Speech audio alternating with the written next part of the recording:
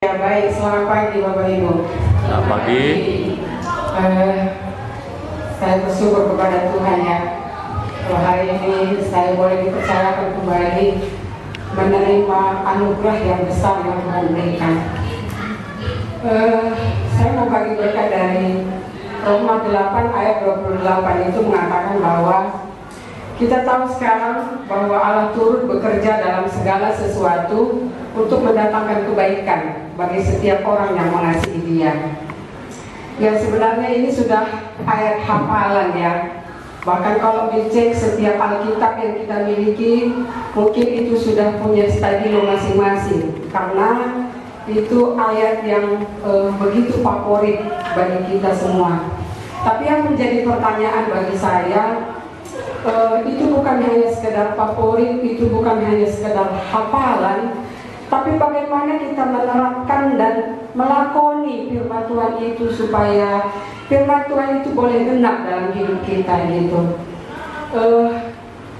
Firman Tuhan itu mengatakan bahwa Allah turut bekerja dalam segala sesuatu. Ya, dalam segala sesuatu itu apakah situasi kita itu baik, apakah situasi kita itu tidak baik, menyenangkan atau tidak menyenangkan, bahwa di situ Allah turut bekerja. Untuk apa? Untuk mendatangkan kebaikan.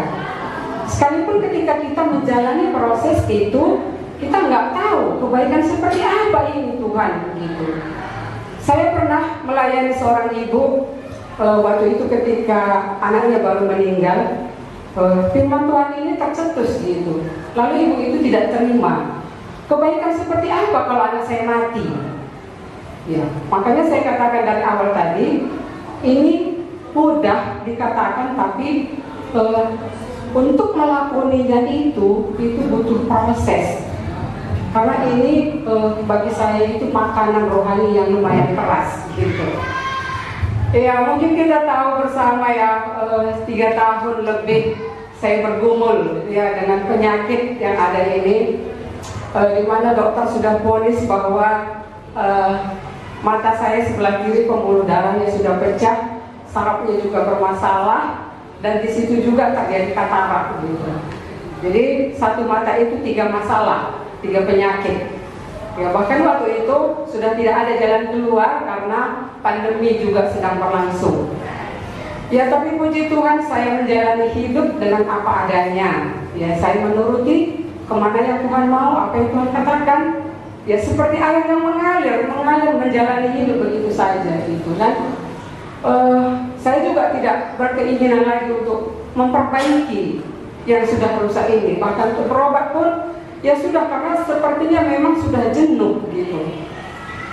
Tapi Januari 22 kemarin itu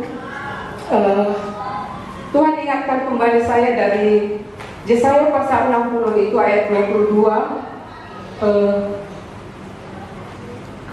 Bangsa yang sangat kecil akan kubuat menjadi besar, orang yang lemah akan kubuat menjadi kuat, dan aku Tuhan segera akan melaksanakannya. Waktu itu saya nggak mengerti memang sebenarnya apa maksud Tuhan ini, saya nggak mengerti memang. Tapi ini selalu memang berbicara. Jadi waktu itu saya duduk, memang saya katakan, Tuhan sebenarnya ini apa maksudnya. Yang saya mengerti itu hanyalah janji pemulihan kepada bangsa Israel ketika mereka itu sedang dalam pembuangan di Babel itu. Jadi kalau janji pemulihan berarti kan ada harapan. Ada harapan bahwa Tuhan akan melakukan dengan segera seperti apa caranya supaya mata ini masih berguna untuk Tuhan gitu. Lalu saya teringat kembali gitu ya,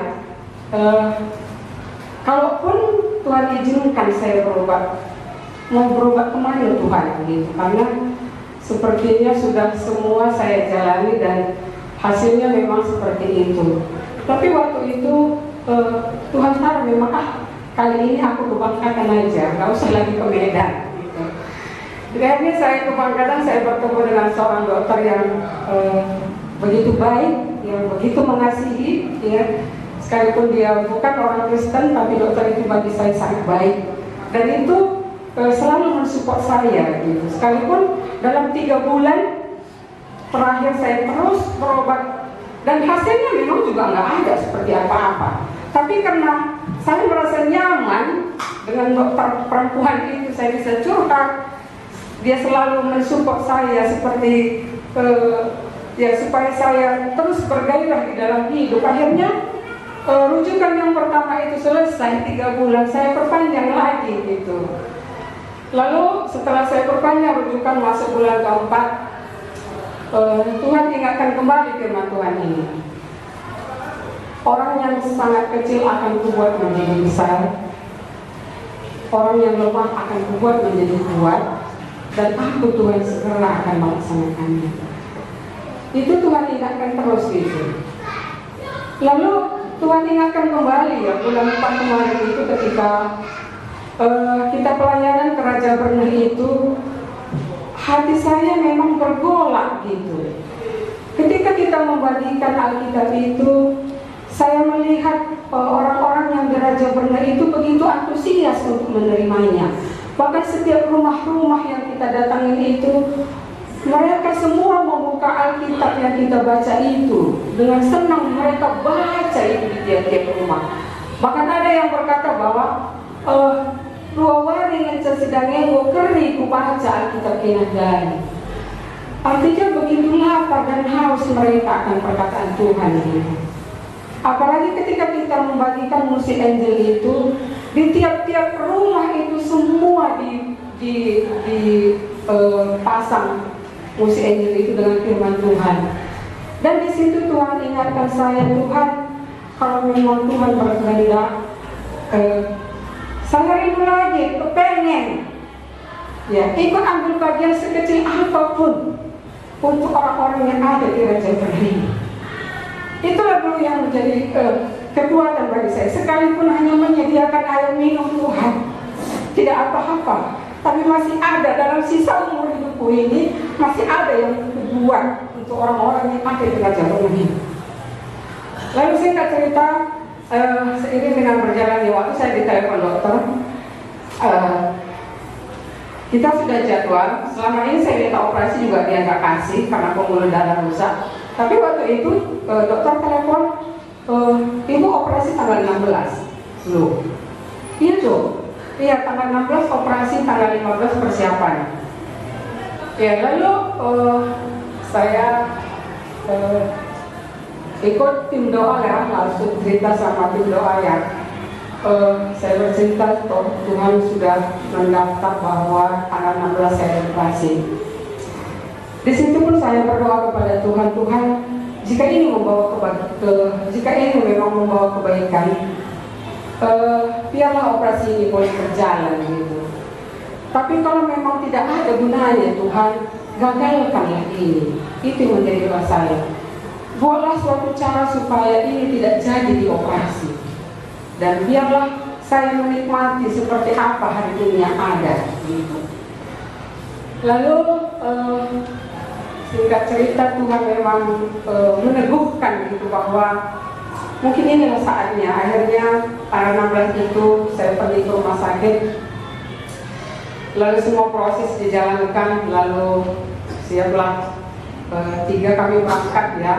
Saya yang paling pertama dipanggil masuk untuk dioperasi gitu. Ya sebelum dioperasi saya memang bilang sama Tuhan, Tuhan, kuserahkan semuanya kepadamu gitu. Dan memang saya senang nih waktu itu, sedikit pun tidak ada ketakutan karena ya saya merasa memang Tuhannya, karena Tuhannya ini gitu. Lalu operasi berlangsung gitu, setelah setengah perjalanan operasi itu berlangsung, tiba-tiba perawat itu kasih aba-aba, turunkan dagunya. Ya, lalu spontan saya turunkan dagu. Tapi ketika saya turunkan dagu itu, dokter berteriak gitu,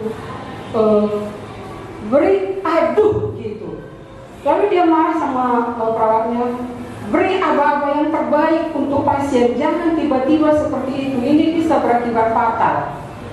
Ya, waktu itu saya yang sedang dioperasi memang jantung saya ini mau copot gitu ya, karena dalam situasi sudah setengah perjalanan operasi tiba-tiba dokter berteriak seperti itu, ya memang bagi saya luar biasa gitu. Jadi akhirnya diulang kembali dari awal. Tapi dalam hati saya ini memang sudah tidak tenang lagi gitu pada waktu itu.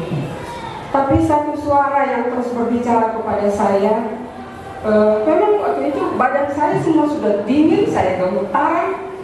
Tapi Tuhan bilang, tenang, ini aku, jangan takut. Sehelai rambut di kepalamu itu pun tidak akan terjatuh kalau tanpa seizinku, kata Tuhan. Dari situ saya kayak nyaman balik gitu. Ya akhirnya ya Tuhan jadilah seperti yang Tuhan mau gitu. Akhirnya operasi selesai, saya keluar, lalu saya tarik perawatnya tadi, kan saya bilang sebenarnya apa yang terjadi gitu. Tapi perawat itu bilang nggak apa-apa Bu, tenang aja. Tapi saya juga berusaha untuk tenang gitu.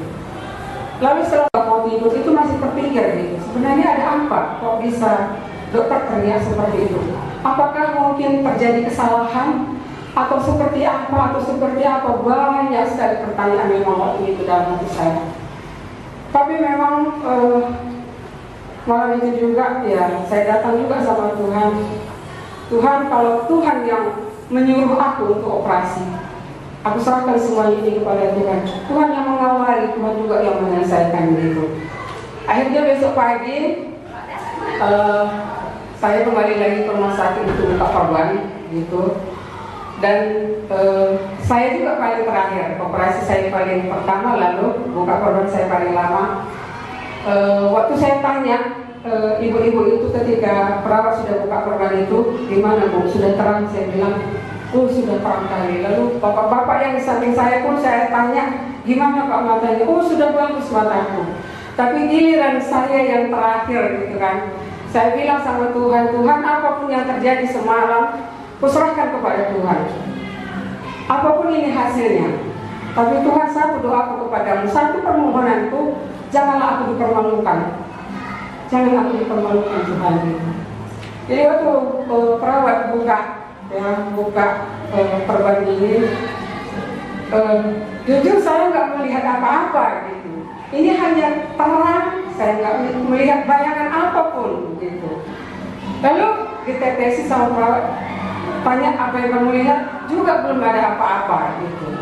Tapi saya terus bersuruh, Tuhan jangan aku dipermalukan gitu.